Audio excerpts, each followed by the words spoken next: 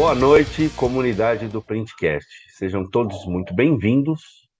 Eu sou o Robson Xavier, estou com o meu companheiro aqui, Robert Almeida, e hoje nós recebemos o Marcelo Ferreira para um bate-papo muito bacana sobre a vida dele. Marcelo, seja bem-vindo. Obrigado, gente. Muito obrigado. Uma boa noite a todos que estão nos assistindo aqui. É uma honra mesmo estar compartilhando telas aqui com o Robson e com o Robert.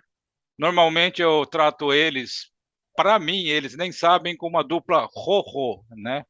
Bonito isso, né? Então, já para entrar meio no clima de Copa do Mundo, né? Robert, Robinson, né? Vamos embora aí, né? Gostei. Então, dupla Roro, vamos já dar É. uma direcionamento aqui, né? E agradeço vocês por esse convite aí, estou à disposição para te conversar de tudo, de vida, de trabalho, do que vocês quiserem. Que legal, Marcelo. Cara, há uns tempos atrás a gente saiu para fazer umas reuniões, entregar os brindes, né? De quem participou da promoção do Galáctico. E quando a gente chegava para se apresentar nas gráficas, né, bicho? É, o Robert e Robson. Aí um cara ficou olhando assim. Eu falei, cara, não é dupla, nós não temos viola, nós não vamos tocar um modão. Mas a marca Em Goiânia vocês iam fazer um sucesso danado, viu? já Pega pensou. lá a regional de Goiânia e vai para lá que É. Alguém já ia falar assim: pera, tem um empresário, ó. Nossa, vamos junto, vou trabalhar vocês. Que bom. tem isso mesmo. Marcelo, seja bem-vindo aí, vai ser um papo muito bom. Em relação ao Ho-Ho, e você fez menção à Copa, o Brasil estaria lascado, não teríamos o Hexa. E, Botinho, se algum empresário investisse em nós, ele ia falir, cara. É um empresário sem visão nenhuma, porque nada de talento para cantar. Então, vamos continuar aqui na nossa área, que tá melhor. É isso Vamos aí. aprender a falar receba! Verdade. É isso. É Legal. isso, bacana, Marcelo. Esse papo vai ser muito bom. Eu vou começar aqui, ó, só. Me autorizaram a usar uma camisa hoje de um dos nossos Ô, patrocinadores. bela Por camisa, hein? quê, meu? Vai conversar com um profissional, consultor, professor, palestrante, voltado ali para produtividade, performance. Aí eu falei, meu, tem tudo a ver com os produtos da Top Coach, né? Então, fazer o merchan aqui na hora do patrocínio. A Top Coach é um dos patrocinadores do Printcast, um portfólio completo de vernizes, base de água e ultravioleta, dos mais variados tipos de brilho, fosco, especiais, como soft touch, perolizado, funcionais, como glitter, barreira, enfim.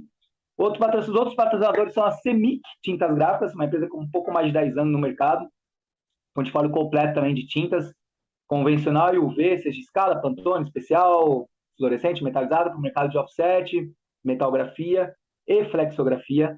A Croma Microencapsulados, que inclusive a dona Vanice, no mês passado, participou aqui do nosso primeiro bate-papo temático, um bate-papo muito bacana, não só contou a trajetória da Croma, como também os produtos ali que a Croma trabalha, o mercado que ela atua, enfim, foi uma conversa bastante interessante, onde teve exibição de vários produtos ali que eu tenho certeza que muita gente não conhece e provavelmente pode agregar muito para o projeto gráfico de vocês, né? E a Chroma ela tem quase 30 anos e atua no mercado de um produto de especialidades, com vernizes e tintas especiais como Glow in the Dark, fosforescente, aromático, hidrocrômico, enfim. Ela mostrou aqui para nós e está sensacional. Vai lá no nosso primeiro bate-papo temático, vocês vão ver um pouquinho mais. E a Papyrus, né, que gentilmente aí nos cede uma sala de Zoom para que a gente possa fazer uma gravação aqui. É o nosso último patrocinador que entrou aqui nesse pool de patrocínios junto com o Printcast, né, uma empresa com mais de 70 anos, fabricante de papel cartão para embalagens e trabalha com fibras de pós-consumo, fibras virgens aí certificadas e controladas, enfim.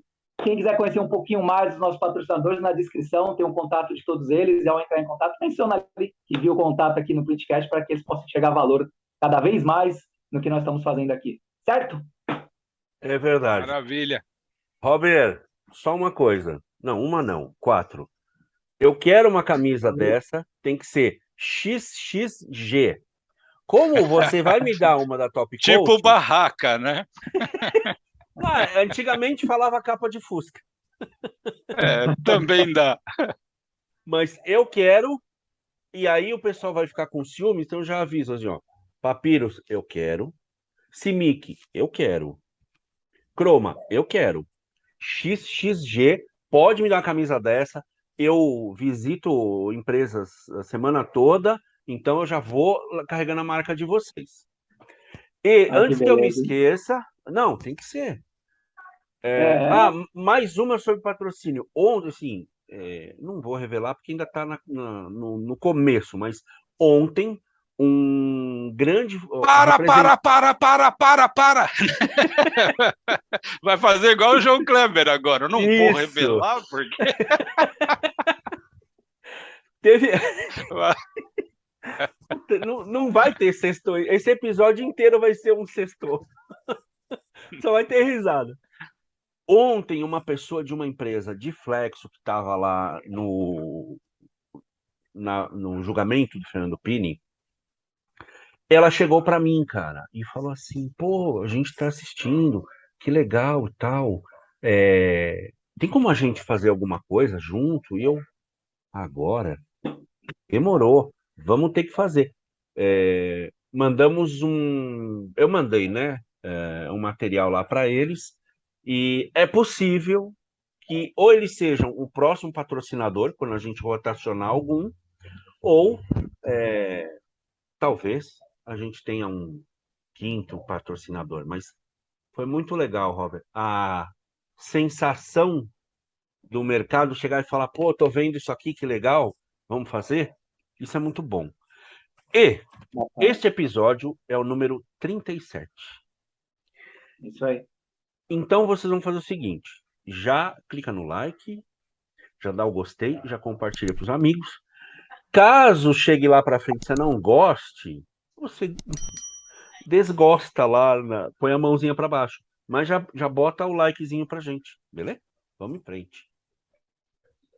É isso aí. É bom demais ter esse feedback do mercado, da galera. Enfim, mostra que a gente está no caminho certo e é isso, né? A gente vai combatendo o bom combate e entregando valor para o nosso ecossistema. Marcelão, vamos lá.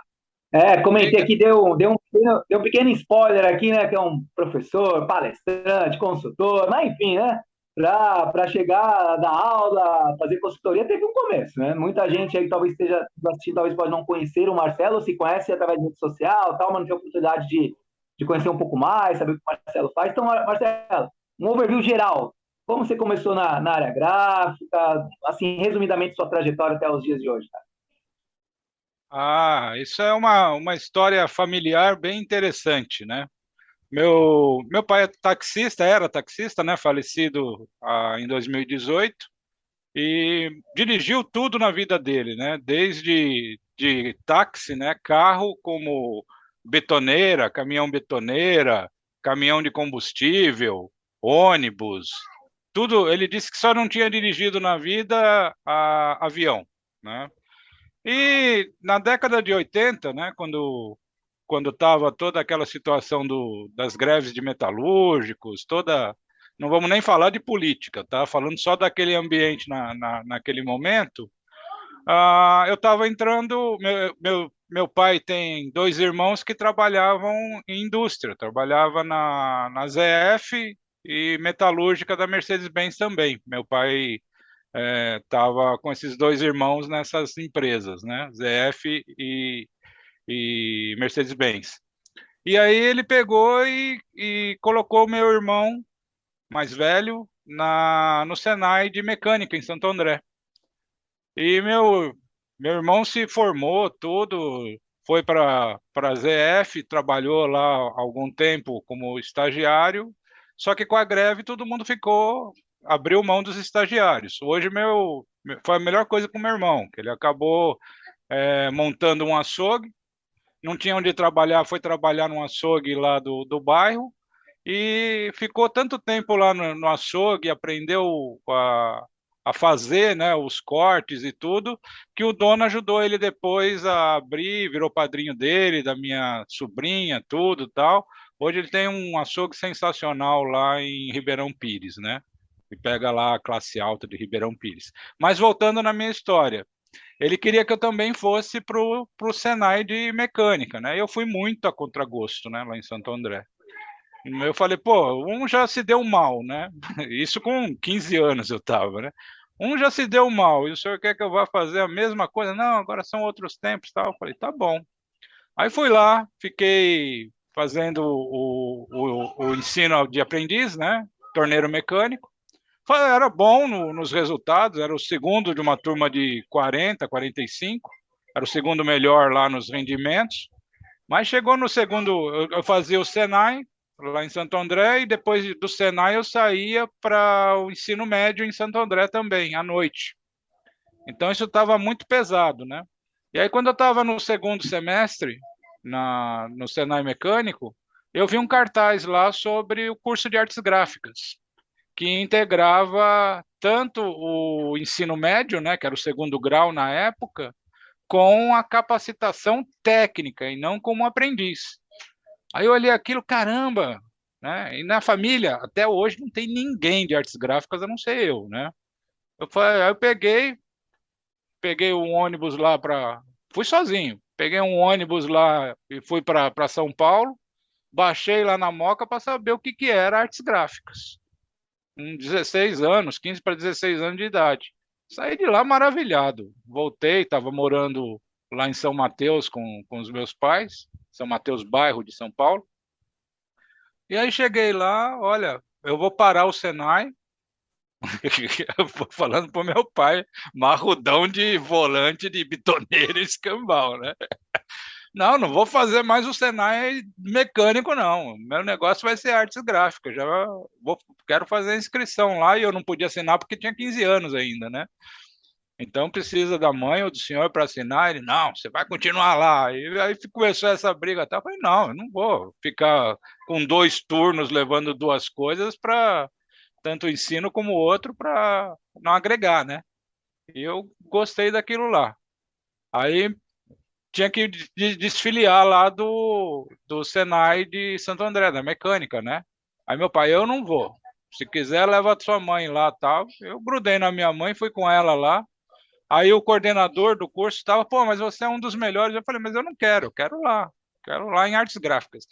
Não sabia nada do que era artes gráficas. Fiz um tour lá nem me lembro mais o instrutor que me mostrou. Fiz lá a prova, né?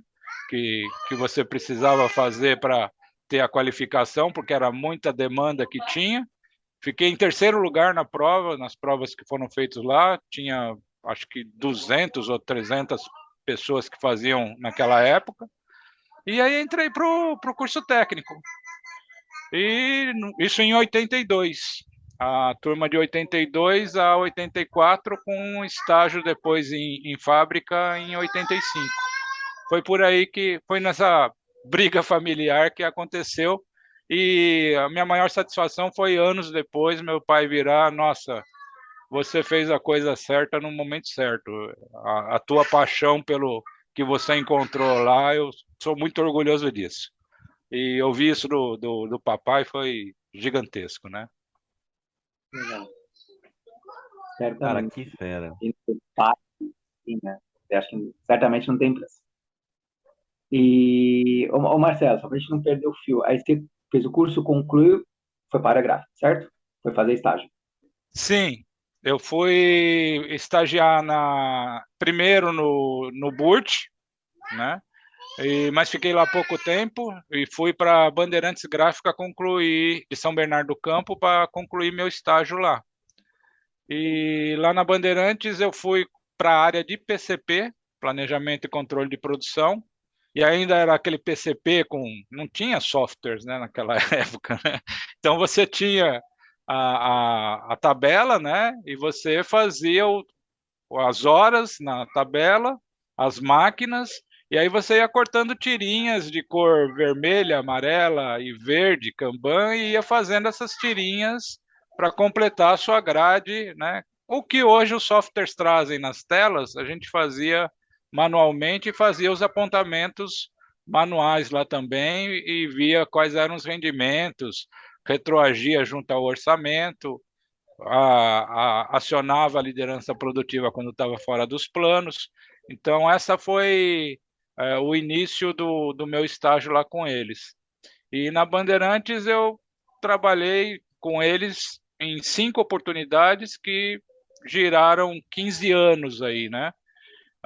Criei uma grande amizade amizade pessoal mesmo com os diretores de lá, o Mário César, o falecido Manuel Carlos era fantástico também, a gente tinha uma sinergia muito boa. E tanto que me possibilitou isso, né? Quando a gente atingiu um certo conhecimento em algum momento e via que aquilo já estava numa situação, falando de mim, né? Já estava numa situação que eu não comportava mais nada, eu saía da empresa, trabalhei no Círculo do Livro, né, numa dessas saídas. Depois do Círculo do Livro, eu voltei para Bandeirantes, fiquei mais um tempo com eles lá, 1 ano e meio ou 2. Depois a gente fornecia para Mercedes-Benz, né? Material gráfico de manuais e não fazíamos campanha, somente manuais que iam nos porta-luvas do veículo lá. Era um kit de manuais, né? E na Mercedes-Benz tinha uma relação boa entre o orçamentista da Bandeirantes, que foi meu padrinho de casamento, inclusive, Vanderlei. Ele conseguiu acessar a Mercedes-Benz e trabalhar lá na literatura técnica, e depois abriu uma vaga lá e ele me convidou. Foi quando eu saí da Bandeirantes e fui trabalhar na Mercedes. Em São Bernardo do Campo eu fiquei 2 meses só. Depois eu fui, o departamento inteiro de literatura técnica e engenharia, né, dos produtos, foi para a fábrica de Campinas, onde fazia a parte de ônibus, mas a parte de engenharia estava por lá. E essa passagem na engenharia da Mercedes-Benz me deu toda essa gama também de identificar o que a gente tinha nas gráficas, que é o grande gancho que eu uso hoje nas minhas consultorias, palestras, né? A, a, a rigidez dos controles da indústria de manufatura em relação ao prestador de serviço que é a gráfica, né? Então, na gráfica a gente vende horas, né? Lá eles vendem projetos. Aqui, na gráfica, a maioria das gráficas não tem projeto, né? Ela tem frequências de folheto com livro, com embalagem, com cada produto é um projeto e, na maioria das vezes, feito fora, não conhecendo nossos equipamentos, né? A indústria não. Ela faz os protótipos, ela faz todos os testes antes de fazer o lançamento desse produto, ele faz pista, né? Até chegar e ele vende o produto, né? O grande X é essa, né? A indústria ela fabrica e ela vende o produto dela. Nós não. A gente fabrica, na maioria das vezes, uma produção que não é nossa. A nossa é a ocupação de máquina e o valor da máquina. Tirando, né, eu sempre coloco nos cursos, aproveitando esse gancho, né, tirando aquelas poucas gráficas, né, como as de cadernos, aí, as tilibras da vida, né, que aí ela trabalha como uma indústria mesmo. Essa é uma indústria gráfica, porque ela faz o projeto do caderno, ela tem as máquinas voltadas para aquilo, matérias-primas no formato adequado, e aí essas poucas empresas são indústrias. Então, quando a gente faz o trabalho dentro das gráficas, a gente busca essa equação. Quanto mais eu consigo padronizar esses processos para ter um rendimento produtivo e qualitativo melhor, espelhado nessa manufatura. Mercedes e Bandeirantes me deram assim uma projeção e uma abertura de mente fantástica para fazer esse link aí. E graças a Deus, depois a gente chegou. Se eu estiver falando muito, vocês cortam, tá? Eu cheguei junto a trabalhar também na Macrocolor, né? Fui gerente de qualidade lá na Macrocolor. E lá eu tive a oportunidade de visitar fábricas de cervejas, porque a gente fazia rótulos, né? Foi quando a Macrocolor comprou a máquina 10 cores, a 8 cores, então trabalhava para o Itaú, trabalhava para Santander, trabalhava para Bombril, trabalhava para cervejarias também, principalmente Skin Cariol.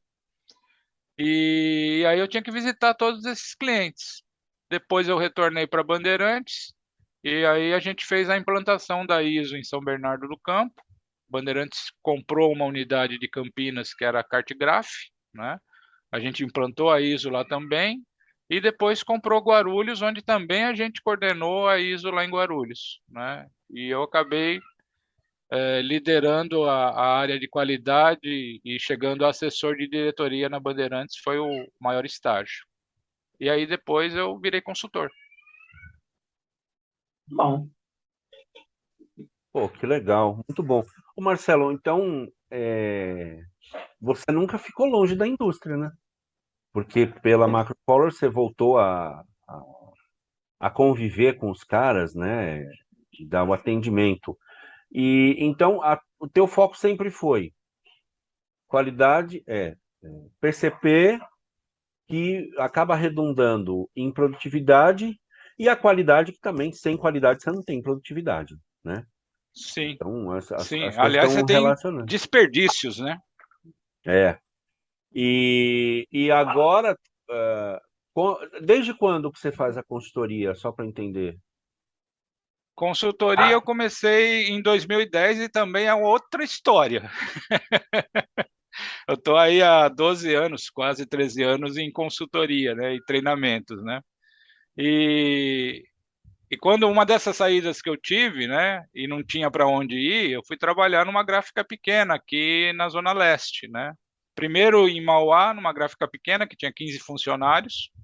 Eu era o gerente lá, mas fiquei muito pesado, pesado não só de corpo, né, com meu corpinho de bailarino espanhol, mas pesado para o salário deles também, né? E aí depois eu fui trabalhar na Ian Graph, que hoje também ela já não existe mais, ali na Zona Leste, né? No Aricanduva ali. E fiquei lá 1 ano e meio na Ian Graph e saí de lá também, né? Eu falei, não dá para ficar nessas empresas que ela fica muito pesado para elas e eu ficava chateado com essa situação também, né? E aí eu fui até o Senai, né? A grande casa nossa, né? Eu fui até o Senai e o Nato estava lá na coordenação de cursos, né? E fui na BTG, lá com a Cida. E levei meus currículos, porque eu contratava dentro das empresas, todas essas empresas que a gente atua em gráfica, né?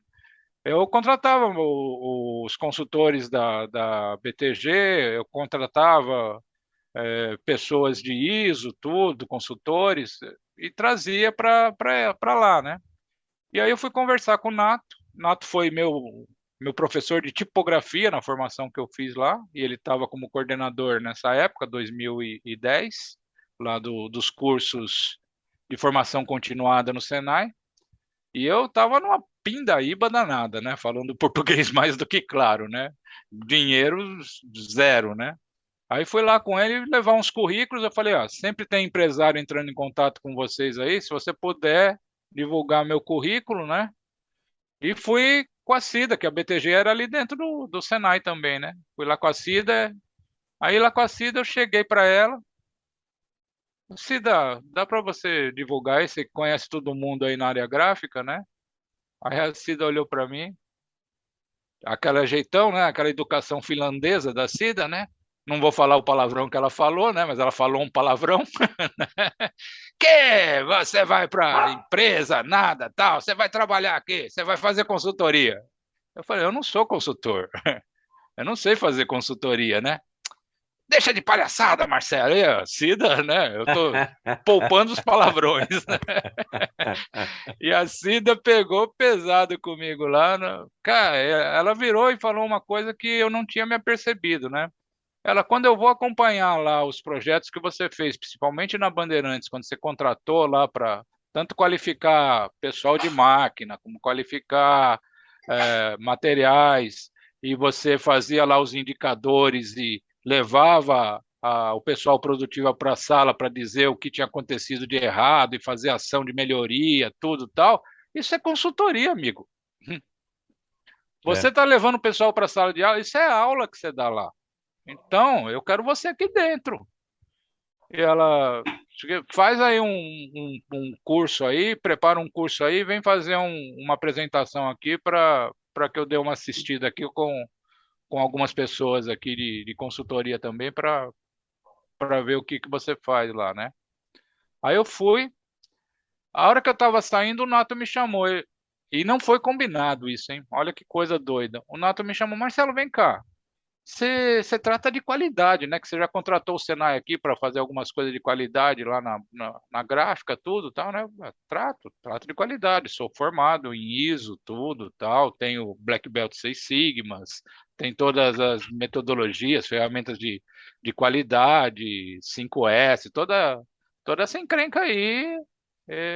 Eu estudei, tenho essa formação, né? Ele falou, a gente tem uma dificuldade grande de encontrar professor aqui para isso. E aí ele me deu uma grade de cursos, né? Eram valores pequenos, mas eu estava numa pindaíba também. Aí eu fui dar curso de formação continuada. E fiquei lá de formação continuada, né? Aí tinha um curso de planejamento e controle de produção, dei curso de vendas lá, dei cursos onde não tinha instrutor, eu montava dentro daquela orientação do Senai, eu montava e trazia os pontos que eram os que a gente atuava dentro das empresas, né? E aí a Cida me viu lá algumas vezes, lá tal, aí no refeitório ela chegou, que você está fazendo aqui? Eu falei, estou dando os cursos lá no Senai de formação continuada. E você não veio fazer aquele teste aqui comigo? E soltou, né, aqueles elogios maravilhosos, né, que ela fazia, né? Eu falei assim, dá licença, eu preciso ir lá, depois eu passo lá para tomar um café contigo, eu preciso ir lá dar os cursos, né? Aí Aham, ela mandou um estagiário lá da BTG, estava aham. faltando acho que uns 40 minutos para acabar a minha aula lá. Ele bateu na porta, ô Marcelo, a Cida pediu para você passar lá depois lá. Eu, tá, beleza. Acabei, fui lá com ela. Ela, olha, tem a semana de artes gráficas aqui. Eu quero saber se você tem um título e uma apresentação para fazer na semana de artes gráficas. Que era rodar o interior de São Paulo inteiro, né? Era Araçatuba, São José do Rio Preto, Araraquara, Ribeirão era Preto, o Ribeirão Bauru. Preto. Tinha 8 cidades no interior de São Paulo, grandes, né? E com volume de gráficas que a gente foi. Eu preciso de um título agora aí, né? E aí eu peguei, eu falei, o PCP com P de pensar, né? E isso virou meu carro-chefe, né? A gente fez o PCP com P de pensar e aí ela abriu as portas, porque depois o que aconteceu, né? Ela me chamou para me dar um dia em cada cidade, uma noite no caso, né? Que as palestras eram à É. noite, tinha grade com outros consultores, né? Aí ela pegou, no dia seguinte eu estava lá, veio o garoto de novo lá, a Cida quer conversar com você. Aí acho que era o Bruno Mortara que estava com um compromisso lá da ISO, que estava com 2 noites e não podia fazer essa maratona, né? Lá Uhum. no interior de São Paulo, né? E aí ela, e aí, você tem material para ter além o PCP de P de pensar? Eu falei, claro que eu tenho, não tinha nada, né? Não tinha absolutamente nada, né? Falei, claro que eu tenho. Ela, qual é o título? Os donos do processo, a produção. E aí foi desenvolver tudo, né? Aí peguei mais 2 noites lá com essa condição, né? Levei a situação da qualidade também, né? Diferença entre o controle de qualidade e a gestão de qualidade, né? Que já era algo que eu já tinha praticado dentro da Bandeirantes. Então eu já tinha bastante conteúdo, aí levei esse título para lá também. E depois comecei a formatar o Lean Manufacturing, Uhum. o OEE. Aí eu fui trazendo todos esses conceitos para dentro da área gráfica, né? E pelo caminho lá da Cida, que me ajudou bastante, e do Nato, que deu o primeiro pontapé lá também, né? Foi assim que eu virei consultor. Mais ou menos como eu decidi não ser metalúrgico, né? Que legal, Marcelo. Eu não conhecia você. Acho que quando a gente foi apresentado, eu acho que eu comentei. É, eu tenho uma coisa que eu gosto muito, de ver quando as pessoas falam, elogiam e falam bem, dos outros para mim, e gente que eu não conheço, tá referendando. Um monte de gente falava assim: nossa, tem um curso, é um cara ali, o Marcelo, puta, não sei quem é, eu nunca vi. Como eu tinha trabalhado na BTG 2004, 2005, eu estava acostumado com aqueles consultores antigos. E eu falava: cara, eu não conheço, eu não conheço, eu não conheço, mas todo mundo falava super bem, elogiava. é, Eu Tem... pagava bem esse pessoal, tá, para me elogiar. Ô, Robert, passa o Pix da gente para ele, hein? Tudo bem aqui, né? Tá falando bem, pô. Cara, isso era muito legal de ver, e eu sempre falei isso para outras pessoas que eu conheço que são consultores, principalmente a Cristina Simões, tive a oportunidade de falar para ela. Às vezes, muito comum que vocês não saibam, dessas coisas, do que o pessoal fala no mercado na ausência de vocês. As pessoas elogiam, as pessoas recomendam, né? Elas vão referendando. A primeira vez que eu falei isso para Cristina, a gente estava inclusive numa SAG, acho que era Araçatuba. E ela falou: é sério isso aí que você está me falando? Eu falei: você não sabia não? Ninguém nunca te deu feedback? E com você é a mesma coisa, cara. Pô, toda vez que eu vou no Elon, ele assim: ô, e aí? Você tem visto o Marcelo? Você tem falado com o Marcelo? Pô, o Marcelo me ajudou tanto aqui. Ele Lu- Luiz, Luiz, inclusive acho que hoje é aniversário ou ontem foi do Luizinho. foi ontem o aniversário do Luiz e há um mês atrás nasceu a segunda filhinha dele lá, né? É legal Ah, esse nosso mercado, né? Porque a gente tem bastante relação, né? Mesmo que não seja próximo, mas a gente tem lá as redes sociais e tal, mas são grandes amigos mesmo, viu? legal. Puta, isso é muito bom. E, Marcelo, eu queria saber, você teve várias mudanças, né? Quase sempre as mudanças são desafios. Tem situação que sim, tem situação que não. Sim. Eu queria que você pontuasse para mim as duas mudanças que foram os maiores desafios. Quando que, ou se também se foi todas, mas quando que você mudou de empresa ou de foco e aquilo era desafiador? Olha, quando a Bandeirantes adquiriu a W Hot, né? E eu estava liderando lá Campinas e São Bernardo na área de qualidade. Ah, houve um episódio ruim, né? Porque não foi feita uma avaliação bem legal para poder adquirir a W Hot. Ela foi um impulso onde na época, né, tinha o ranking das gráficas de maior faturamento no Brasil, e a Bandeirantes era a terceira, a W Hot era a segunda, e a Editora Abril era a primeira. Só que a W Hot só trabalhava livro didático, né? Com papel fornecido das editoras. Praticamente era o carro-chefe deles, rotativa para todo lado. E o perfil da Bandeirantes era esse perfil de abastecimento à indústria, né? Então, era muito mais uma manufatura enxuta do que uma gráfica, né? Dentro dos processos de fabricar manuais, comprar papel moeda para fazer impressão em certificado da Microsoft, essas coisas todas, né? Então, quando foi feita essa compra, a avaliação, a WHOT tinha muitos problemas, né? E uma estrutura muito grande, né? Então, quando a gente tinha lá Campinas com 100 funcionários, e São Bernardo do Campo com 130 funcionários, fazia um faturamento que era o dobro da W Hot com 600 funcionários, né? Então, e não, lá não tinha ISO na W Hot, não tinha nada, e tinha um passivo trabalhista gigante, e estruturas dentro do,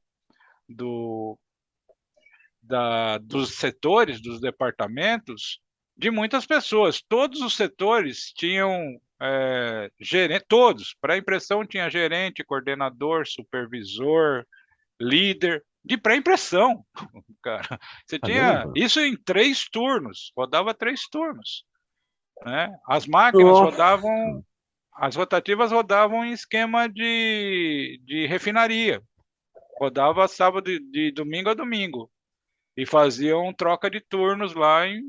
Então todo esse custo, né, ele não foi bem mensurado, né?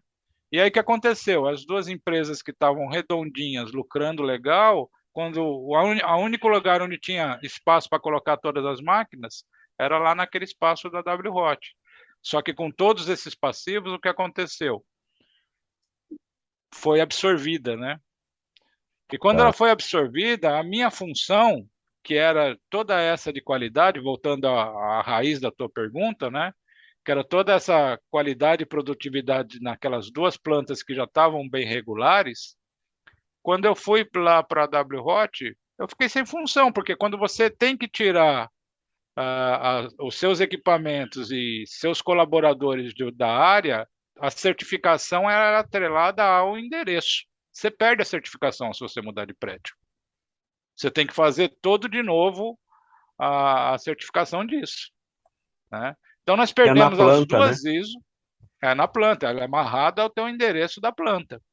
Então tem empresas que têm uma planta que é certificada e tem uma outra planta que não é, né? Para fazer os trabalhos que não requerem segurança, que não requerem dados de segurança de informação também e outras coisas mais, né? Então eu fiquei lá numa condição, e aí o falecido Mané era as pérolas dele, né? Ele, Mané, o que que eu vou fazer aqui, né? Dentro dessa fábrica, porque não dá para mexer nada, né? Tá com esse papagaio dessa galera toda aí, e mais a gente fechou, teve que fechar a fábrica de Campinas, né? E praticamente lá de Campinas, dos 100 funcionários que tinham lá, ficou eu, ficou o gerente industrial e ficou o que era grande amigo meu, o Nestor, que era do sindicato e não podia ser desligado. Então a gente acabou indo para Guarulhos, né? Só que eu morava em Dayatuba e fazia o ônibus de Pô, Guarulhos, né? Ele também, o Nestor e o Eduardo moravam em Dayatuba, o Eduardo e o Nestor. Então tinha um ônibus que passava, pegava algumas pessoas lá que era da On Demand, né? Que tinha a gráfica digital. E a gente saía. Eu saía de casa 3 horas da manhã e chegava meia-noite e meia, todo dia, né? Eu falei, não dá. Não dá para fazer, eu não tenho nenhuma função aqui dentro. E aí ele veio com a infame proposta, né? Que a gente tinha muita abertura para discutir tudo, né? A infame proposta, eu pedi para ele me mandar embora, né? Me manda embora, que aí com a minha rescisão eu vou buscar algum outro lugar para trabalhar, porque não dá. Tô com a minha filhinha pequena, né? Hoje com 30 anos, mas tava com 2, 3 anos lá. Aí eu, cara, me manda embora, né? Não, não vou te mandar embora, não. Você vai administrar conflitos. Aí, cara, aí eu fiquei uhum. pé da vida, né? Como assim administrar conflitos? A gente vai colocar o pessoal de São Bernardo para cá e vai ter 2 operadores na máquina, vai ter 4 ajudantes, vai ter como se fosse um aquário. Você vai ter que administrar até que os aquários fiquem de um mesmo tamanho. Eu falei, não vou fazer, não farei. Cara, que Não, você encrenca. vai fazer. Foi uma encrenca gigante, gigante, né? Não farei. Esse foi o maior.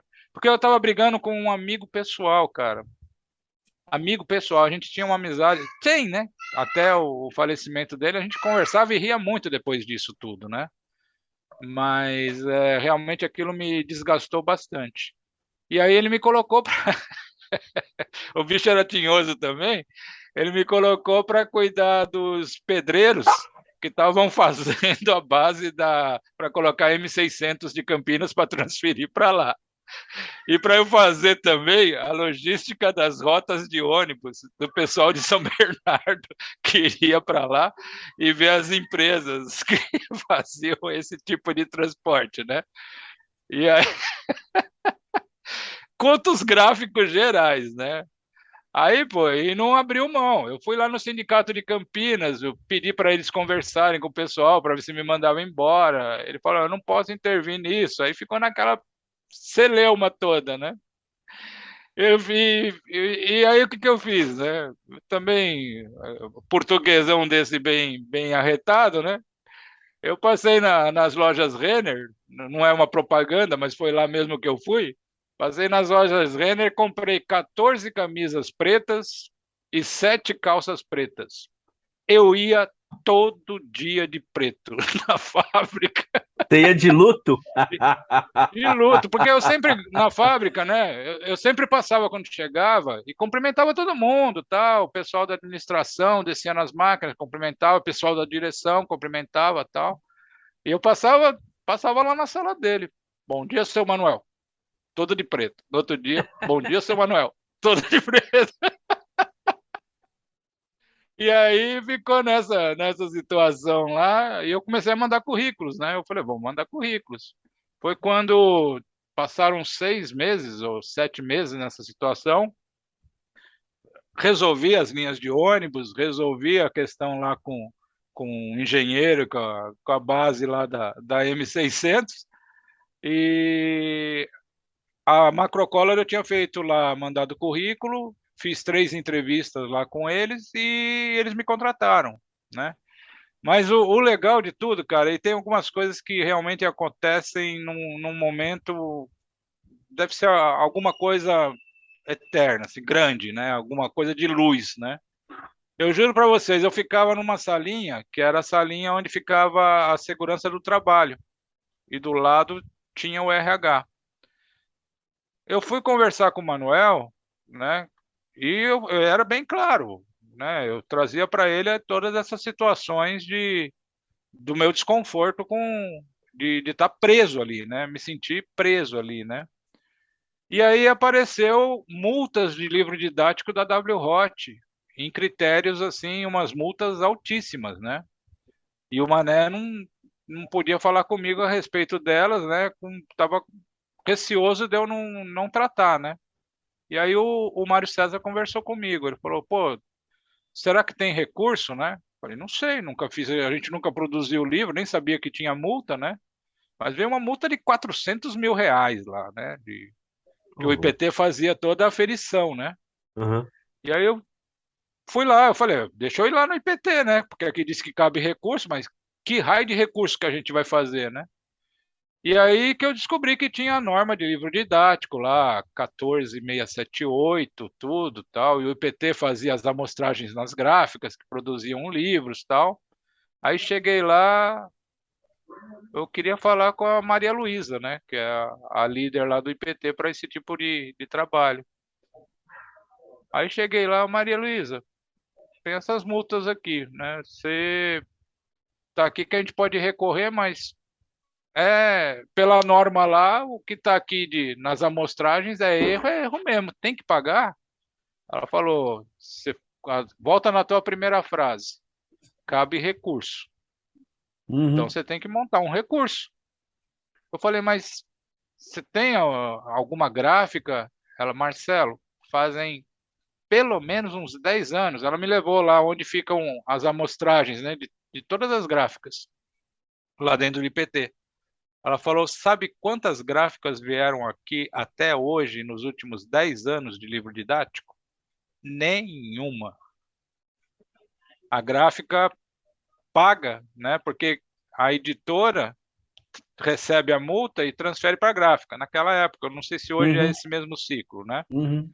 E a gráfica, com medo de perder o contrato, ela paga a multa para o governo. Uhum. E aí eu falei, pô, mas se cabe recurso, o que poderia fazer, né? Ela falou, não estou falando nada, mas, por exemplo, tá aí uma manchinha de tinta impossibilitando uma palavra de leitura, que te dá aí 30 mil reais pela quantidade de livros amostrados e a tiragem do negócio, né? É, é uma gotinha em cima de uma palavra. Quantas palavras tem nesse livro? Uhum. Pô, aí eu fiz uma média lá, eu falei, então, usa o percentual. É 0,00 não sei o quê e pede redução da multa. Aí eu falei, mas vai funcionar? Nunca ninguém fez. Nenhuma situação dessa, né? Uhum. Aí eu comecei, né? Comecei a fazer, né? De 400 pau, essa multa, ela caiu para 40. 10%. E eu já volto na situação lá da Macrocolor, tá? Caiu para 40. Quando caiu para 40, cabia um segundo recurso. E o Mário veio conversar comigo se eu poderia ir de novo lá no IPT, porque ele tinha que ir na editora, se eu não me engano, era a Moderna lá para ver esse segundo recurso, né? Se a gente conseguia reduzir. Aí fui lá de novo no IPT lá, Maria Luísa chegou. Agora você faz o contrário. Você faz por páginas, né? Percentual de páginas que foram afetadas com. Aí caiu para R$ 4.000. E aí a Ah, gente foi lá na Moderna, porque o que aconteceu na Moderna, eles tiveram.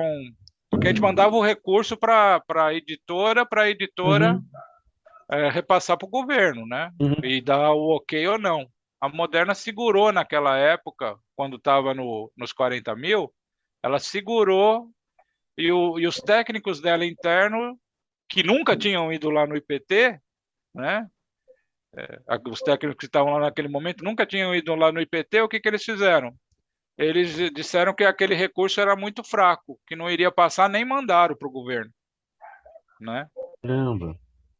E aí eu falei, não, mas se deu certo aqui com esses aqui, vamos lá na editora e vamos conversar lá com o pessoal para o que que acontece aqui, né? Eu sei que tiveram que fazer uma negociação lá e a Moderna absorveu aquele custo lá, mas fez uma reunião com todos esses caras lá, eu mostrei lá os resultados, o que foi feito, eu falei, olha, se vocês quiserem copiar o modelo para ir lá, aí começou a chover gráfica lá, a Maria Luísa ficou contente pra caramba também, o processo começou a Uhum. melhorar no Uhum. mercado inteiro. Então, voltando lá na situação da Macrocolor, né? Quando a gente fez isso, e o Manuel, eu passava lá todo dia, né? Manuel, né? Bom dia, né? Todo de preto, preto, preto. Parecia o Zé do Caixão lá. E aí, a hora que eu desamarrei isso daí, o Mané me chamou na sala dele, né? Ele vai, vai lá no. Ele não sabia, não tinha falado que eu estava já quase fechado com a Macrocolor, né? Ele falou, vai lá no RH e conversa lá com o Toninho, que era o gestor do RH lá. Conversa lá com o Toninho para ele te liberar, né? Eu falei, mas pega tudo lá, todos os seus direitos, tudo que você quiser lá, pode pegar e eu ainda vou pedir para ele colocar um valor a mais lá para você. Eu estava subindo a escada da, da salinha lá onde eu ficava na segurança, o telefone estava tocando. Juro para vocês. Eu saí da sala dele, estava indo pro RH, aí eu falei, eu vou pegar alguma coisa lá para depois eu ir no RH. Tava subindo a escadinha que tinha lá, que os tambores de tinta das rotativas ficavam embaixo. Telefone tocando, atendi o telefone ao seu Wagner Larré, lá da Macrocolor, que era o diretor. Ele quer conversar contigo amanhã aqui, porque ele aprovou a tua vaga aqui na Macrocolor, como gerente da Que qualidade. legal. Assim, cara, desse jeito.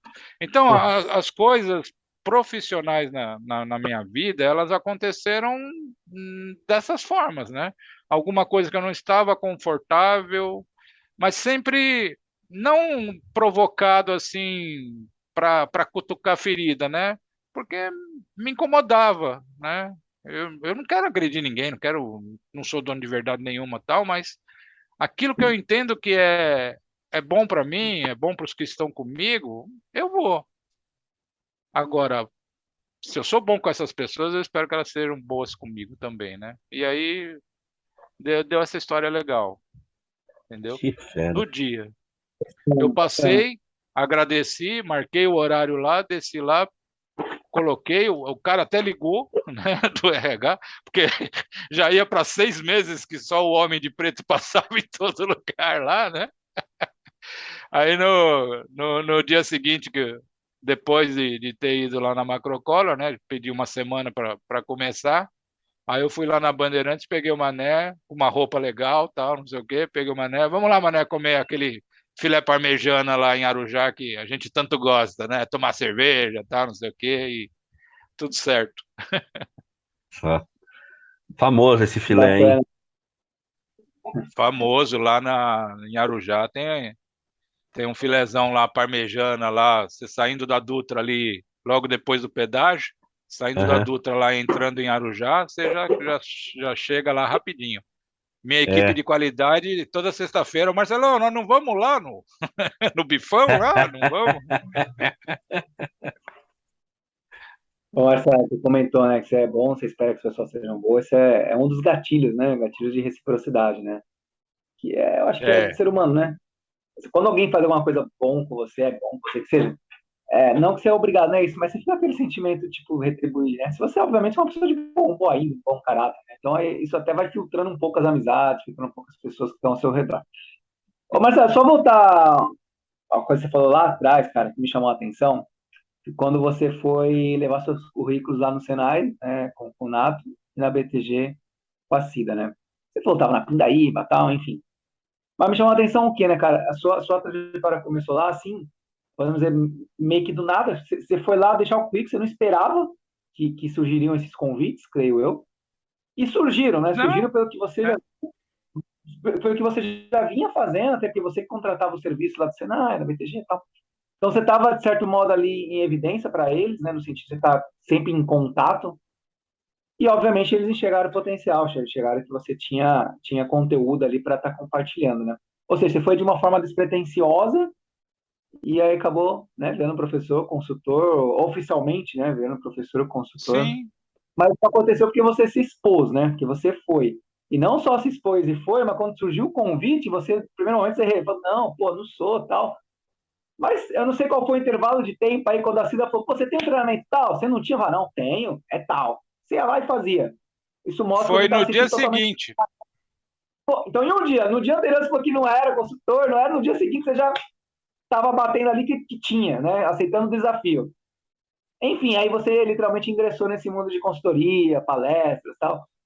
E eu acredito que você deve ter feito aí inúmeras consultorias pela BTG ou alguma outra, né, instituição, Pela minha empresa. enfim, pode vir a falar aí, sua própria empresa.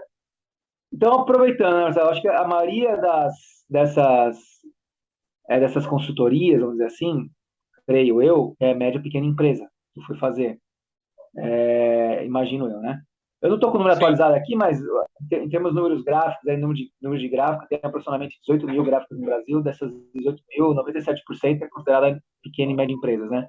O que reflete muito alguns dados do IBGE de modo geral, né? Principalmente na questão de sim. formação de emprego aí, que é aproximadamente 70%, 75% das empresas que geram emprego no Brasil são pequenas e médias empresas. Como é que foi essa experiência, cara? Viver esse mundo que até então, pô, para quem não conhece aí, você trabalhou só em graficão, né? Começou ali no Burt, Bandeirantes, Macrocolor, enfim, gráficas que eram referência aí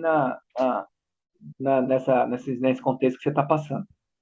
Como é que foi, né, com essa outra realidade, umas gráficas menores, provavelmente, né, com menos recurso, menos aparatos tecnológicos, enfim. Como é que foi, assim, você tá atendendo esse pessoal? Deve ter sido uma baita experiência, né, mas os erros ou as dificuldades se repetiam muito. É, Você deve ter viajado o Brasil inteiro. Você falou da sua empresa, conta um pouquinho também, aproveita e fala um pouquinho da sua empresa, mas conta para nós como é que foi esse começo de consultoria e nesse perfil de empresa que até então você não tinha atuado, não tinha trabalhado de uma forma mais direta. A BTG, né, quando a Cida me fez, né, o convite, né, que foi isso que a gente contou aqui, né, a BTG ela estava começando a reciclar os consultores, né, mas eu não Uhum. sabia disso, né. Então acabou também um momento de chegada ali. E quando coloco alguma coisa na cabeça ou firmo algum compromisso, eu fico insano para poder cumprir ele, né? E ali, quando eu trouxe para ela essa situação de, olha, eu tenho um título, ela, mas eu tenho 3 dias para que você dê esse primeiro curso, né? Eu falei, tem o PCP com o P de Pensar. Ela, mas o que é isso? Eu, ainda não sei. Amanhã eu te falo o que é isso. Eu passei 2 noites, dia e noite, fazendo o negócio. Cheguei lá para ela, apresentei lá tal.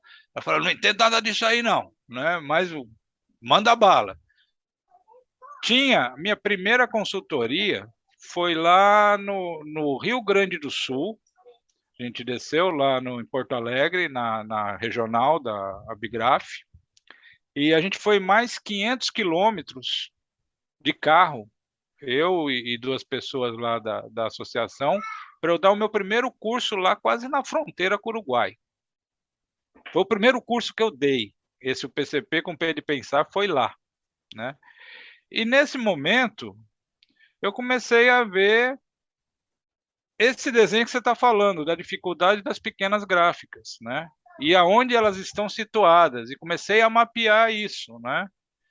E aí comecei também um trabalho lá com a Cida, internamente dentro da BTG, onde eu tinha uma remuneração pequena lá, mas eu fazia contato com as gráficas, né, através da BTG. Ligava mesmo para o pessoal, marcava uma visita para bater um papo, virei vendas, né? Um pouco de vendas lá dentro da BTG. Então, aquelas 50 horas ali que eles me pagavam para fazer esse trabalho lá, eu trazia consultoria para mim e trazia consultoria para alguns outros também. E isso deu essa possibilidade de eu começar a fazer esse mapeamento dessas gráficas pequenas e ver principalmente essa estrutura familiar, né? Eu achava que a estrutura familiar era algo assim, somente nas gráficas grandes, que ainda tinha uma estrutura de um financeiro mais sólido, de gestores mais sólidos, né? Que foram as empresas que eu acabei passando, né? Mas quando eu fiz esse mergulho dentro das pequenas empresas, os problemas são muito maiores, né? Porque você não tem. Normalmente é o pai ou a mãe que está na cadeira principal, os filhos às vezes não querem ser os sucessores, os pais não querem largar o osso, né? As máquinas que estão lá não têm rendimento, muitas vezes o operador ele tem que ficar operando 2 equipamentos que são totalmente diferentes um do outro, então não tem uma rotina para a produtividade, nem para a qualidade, nem para a existência dessa própria empresa, né? Ela continuar existindo, né?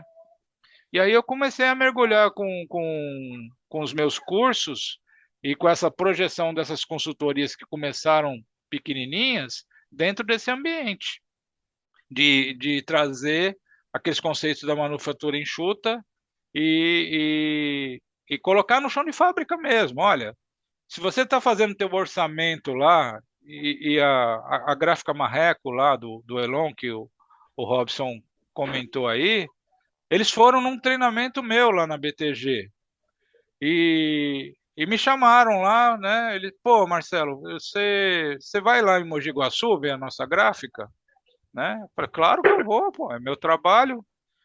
Aí fui lá em Mogi Guaçu, eu sei que deu uma sinergia tão grande, né? E lá o PCP estava lá, era uma pessoa do PCP.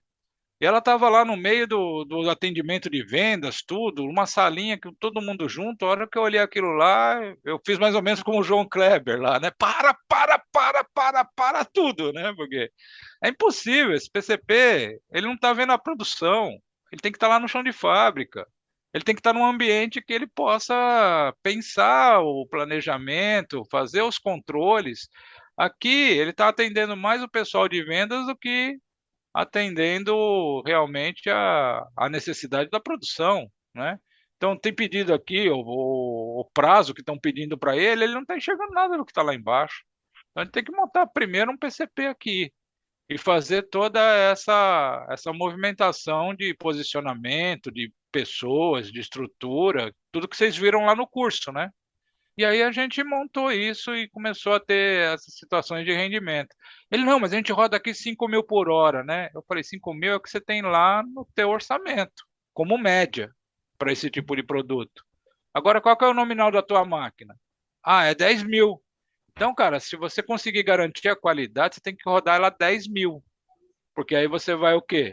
Você vai rodar ela mais rápido, você vai conseguir uma equação financeira melhor, e se a gente vende horas, você vai abrir mais espaço para produzir mais.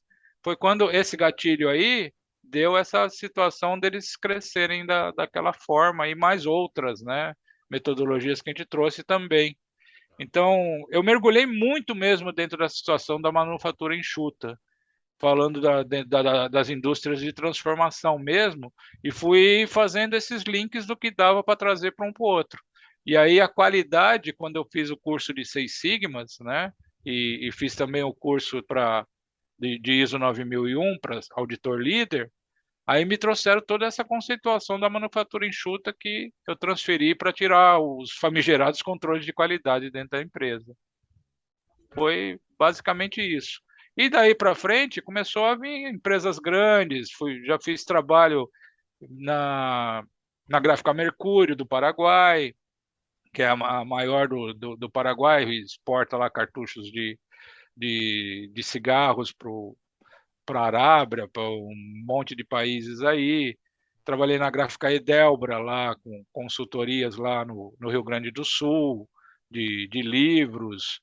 Trabalhei numa série de empresas que a gente conseguiu mudar essas culturas e trazer realmente esse pessoal para mais tranquilidade, conversar com as lideranças e com os gestores principais, os donos das empresas, quais eram os recursos mesmo, porque tem muita empresa que você vai, no caso a maioria dessas que a gente fala familiar, ele fica ali fechado dentro da salinha dele e não consegue trazer essa capacitação para dentro da fábrica, né?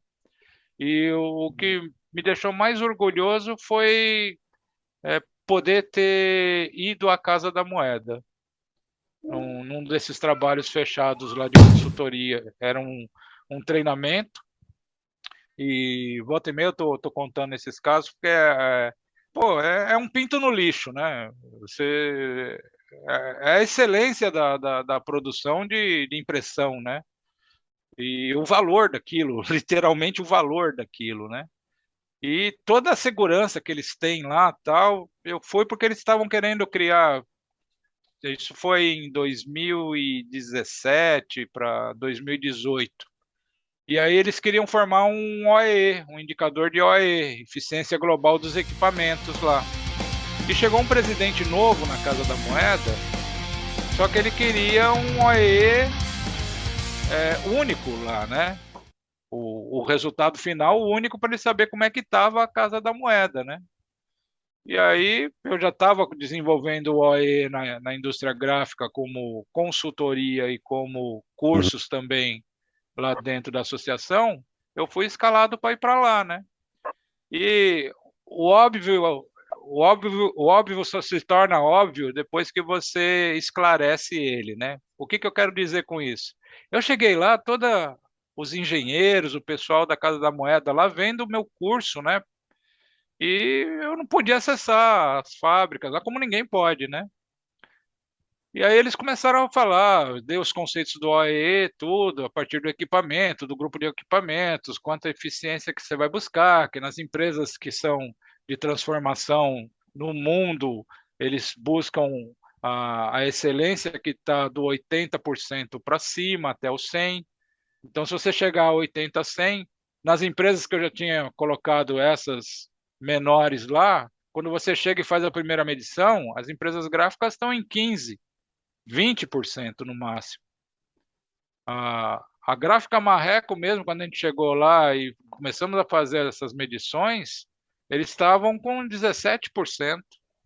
Quando a gente, 2 anos depois, estava de consultoria com eles lá, eles já estavam em 48%. Olha que. Então, quando lá na Casa da Moeda eles pediram, né? Eu cheguei, poxa, me falem dos processos, né? Já que eu não posso entrar neles, me falem dos processos. Ah, a gente tem o processo de produção de notas, né? E tem um PCP para cada área lá. A, a- o dinheiro, né, do Brasil e também de outros países rodando lá.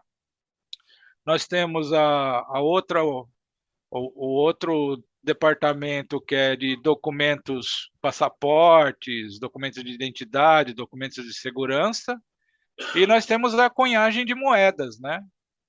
A hora que eles me deram essas informações, né? Eu falei, você não vai ter um OEE único nunca, porque você tem três empresas aqui dentro, você não tem uma só. Então você tem que fazer o OEE de cada empresa.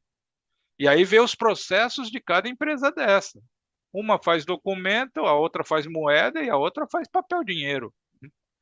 E aí, se você quiser ter a média do conjunto, aí você vai pegar o resultado aí de cada uma delas, mas ele vai te dar o quê? A possibilidade de você ver qual que é a mais rentável e qual que é a, a, a que é a âncora do negócio aí, né? A hora que eu falei isso, o óbvio, né? Voltando à situação do óbvio, né? O óbvio só se torna óbvio depois que alguém foi lá e decifrou ele, né? Então, toda a engenharia deles lá e o óbvio veio por essa situação. Eram 4 dias que eu fiquei lá, mas os cursos, né, e essa troca de informações, elas eram feitas só na parte da manhã. No segundo para o terceiro dia, que eu estava saindo da Casa da Moeda, veio o gerente de produção lá conversar comigo. Ele, você não quer visitar as nossas máquinas, ver as nossas máquinas, o nosso Parque Fabril?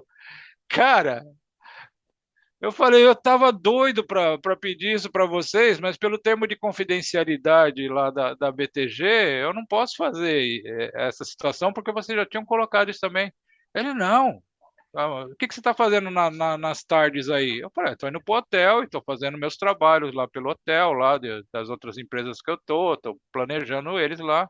Ele, você tem um tempinho? Eu falei, mesmo se eu não tivesse. E aí ele me levou para ver as 3 unidades e tudo aquilo. Um pinto no lixo, né? Que Me senti um legal, pinto cara. no lixo, cara. Uma experiência Legal, sensacional, cara. muito legal.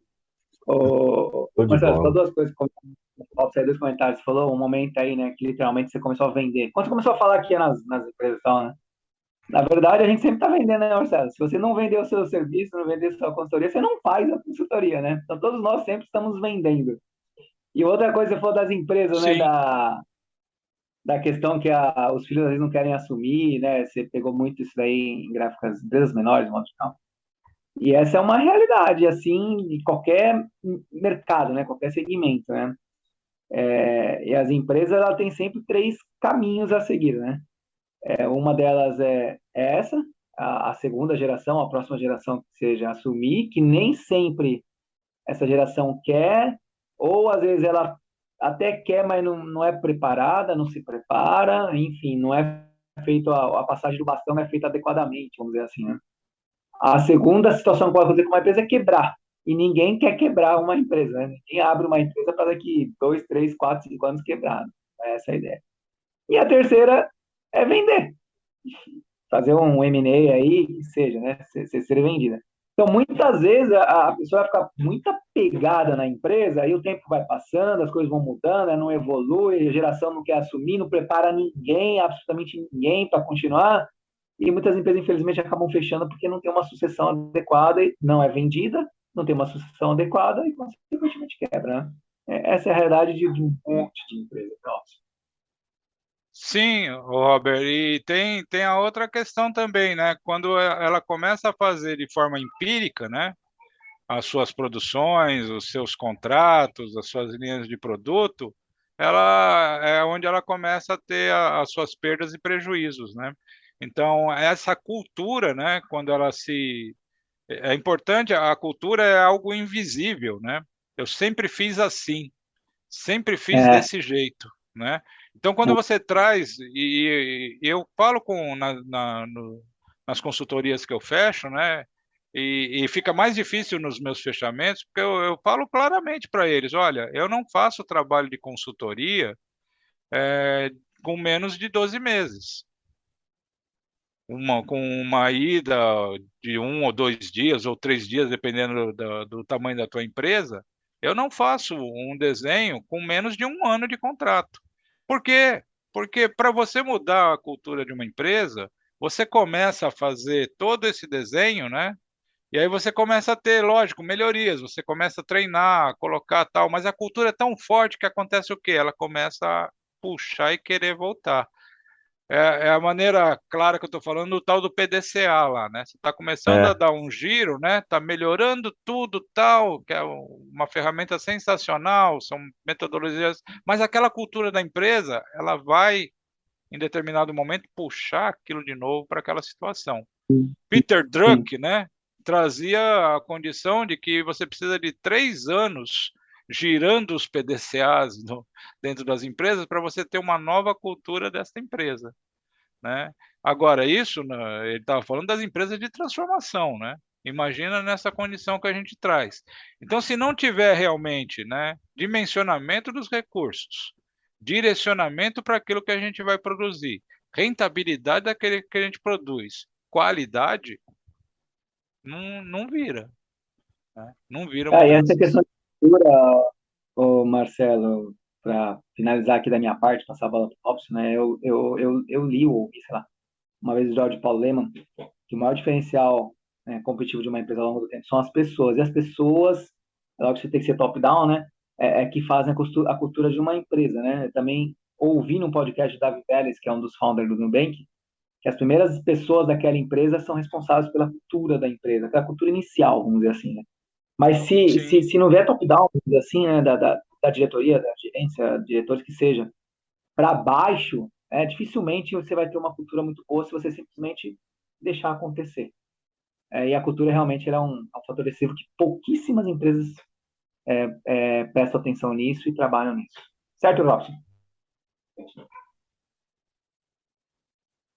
Você está no mute. concordo. Não, desculpe, concordo, é isso mesmo. Infelizmente, a gente encara muita resistência.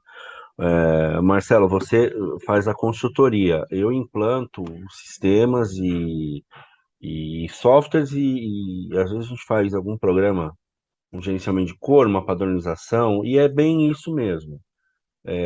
Se não tiver constância, se não tiver força, a coisa volta para trás, né?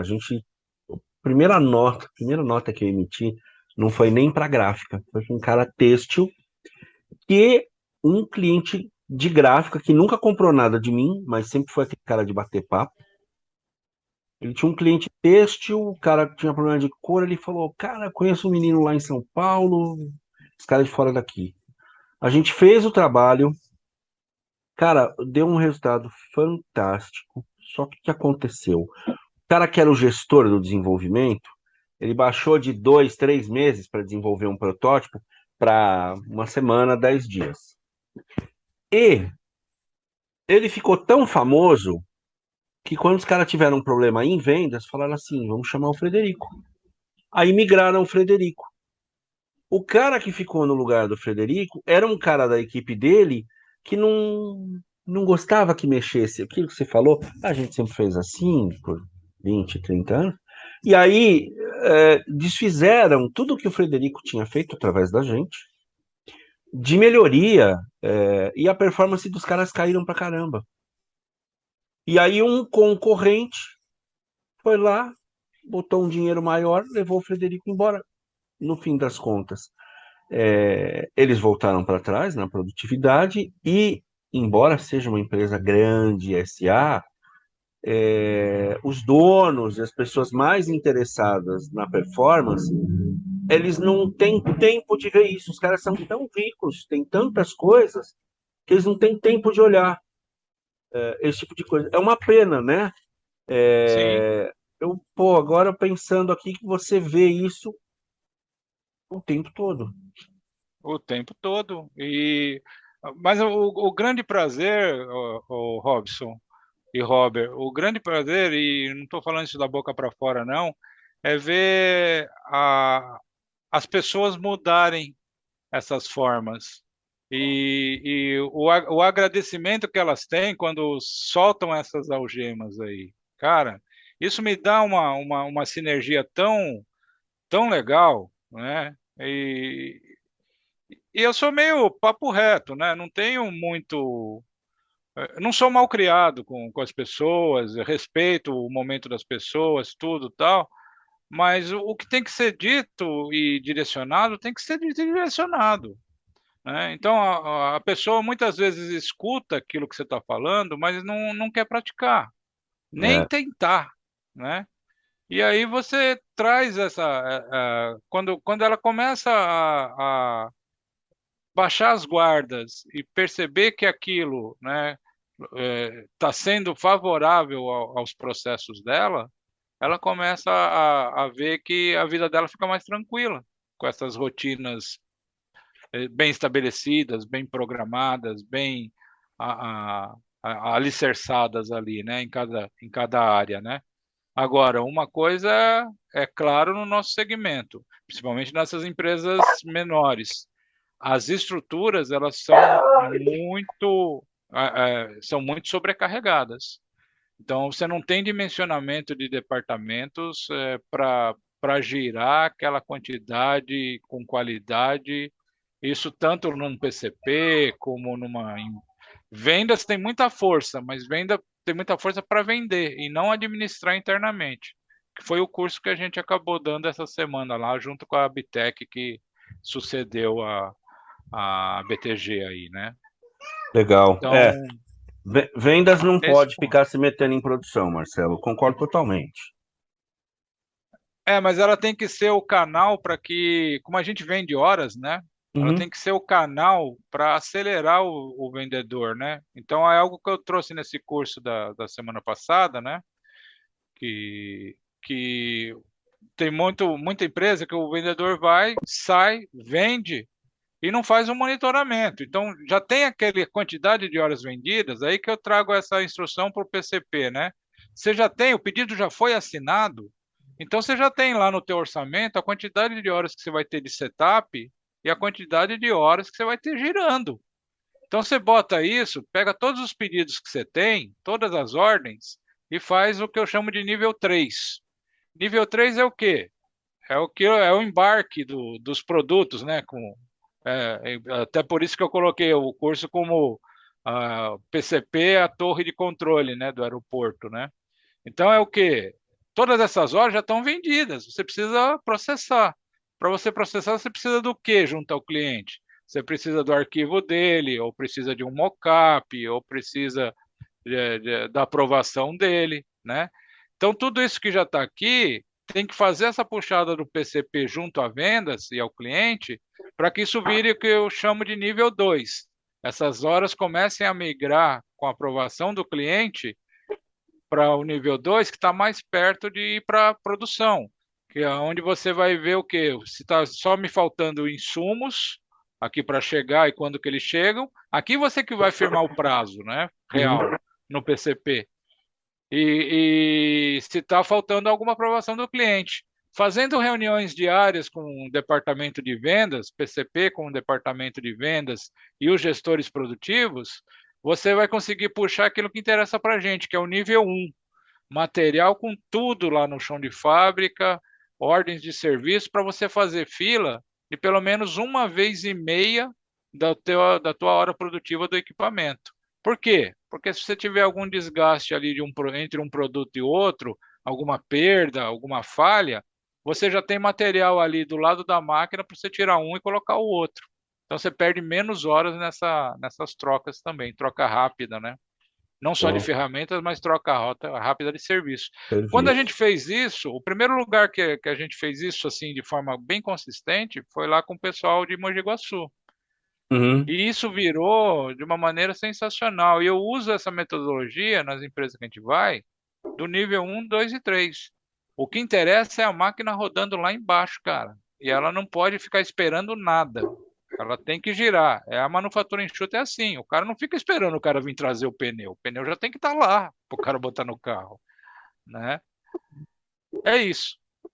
Legal. Marcelo, eu queria só complementar aí. Cada nível tem suas características. O que as pessoas o que os gráficos, os proprietários e gestores precisam entender que cada nível tem a sua peculiaridade. Não adianta o cara achar que ele vai pegar um trabalho que está mal configurado, mal explicado, mal definido e já jogar da máquina, isso vai dar produtividade para ele. Gostei. Nós vamos desenrolar Perfeito. muita coisa, nós vamos desenrolar muita coisa a partir disso aqui ainda, viu? Marcelo, Legal. cara, eu gostei demais. A gente avançou um pouquinho no tempo previsto. Vai dar muito mais. A gente tem pano para fazer muita manga ainda aqui. Vamos, talvez nos temáticos, Robert, a gente me acendeu essa luz aí. Marcelo, Sim, quero sim. agradecer o seu tempo aqui. A gente falou tanto de vender tempo, né? Obrigado pelo seu tempo aqui com a gente, você compartilhar a tua experiência e teu conhecimento com o Printcast. Eu espero que quem esteja assistindo tire bons insights disso. Marcelo, eu vou colocar na descrição do vídeo, vou colocar os teus contatos, tá? Legal, Para obrigado. o pessoal poder falar com você depois. E eu tenho um doguinho que não para de latir. Vamos. Manda ver que tá valendo. Tá valendo, Joguinho, né? Tá tá valendo. valendo. Isso É, é TV ao vivo, meu. ao vivo, a gente grava e faz edições, mas tem coisa que deixa passar. Cara, obrigado, bom demais. Eu tinha ouvido muito falarem muito bem de você antes de eu te conhecer. Quando eu te conheci, confirmou tudo isso. E agora, ouvindo mais da tua história, só reforça, né? Pô, bom demais. Brigadíssimo. Robert, o que o Marcelo tá agora? Tá carimbadaço Carimbado na comunidade. na comunidade do Isso Printcast. aí. Marcelo, Eu Marcelo agra- já faz um bom tempo, mas já sempre tá interagindo com a gente ali e tal, mas agora fazer que recebeu o carimbo, né? É muito bom a Manda gente cada ver. vez mais, né, o Robson, conversar com profissionais de várias áreas, expertise, regiões, que seja, né? E o Marcelo é um craque, né, nesse assunto. Você É, comentou, eu estava pensando aqui, futuramente, obviamente, agendando aí, né? Fazer um temático, né? Nessa questão toda que o Marcelo trouxe para nós, que eu tenho certeza aí que quem participar, quem assistir, vai aprender muito, vai ser uma aula, não tenho dúvida disso. Marcelo, valeu por ter topado, por ter disposto aí do tempo. É gravado, conforme o Robson falou, hoje é uma sexta-feira, 9 horas da noite, pós-julgamento Pini, não tá fácil para ninguém, tá corrido, então por isso, né, a gente agradece o esforço aí. Valeu demais, Marcelo, foi um papo muito bom, conhecer um pouquinho mais da sua trajetória, poder compartilhar aí com todos, e com certeza voltaremos a fazer um outro aí, mas agora num formato temático. Cara, obrigado, viu? Eu que agradeço vocês aí, a dupla Rorro, né, da Copa do Mundo aí. Robson, Robert. é Vamos isso para aí. cima e obrigado mesmo esse espaço que vocês trouxeram aí e a gente poder estar batendo esse papo aí bem franco e amigo, né? A gente precisa muito mais desse olho no olho e dessa transparência nas relações aí. Muito obrigado mesmo, viu, garoto? Obrigado. Galera, fiquem com Deus. Boa noite para todos. Até a Obrigadão. próxima, valeu. Tchau. Valeu. Tchau, tchau.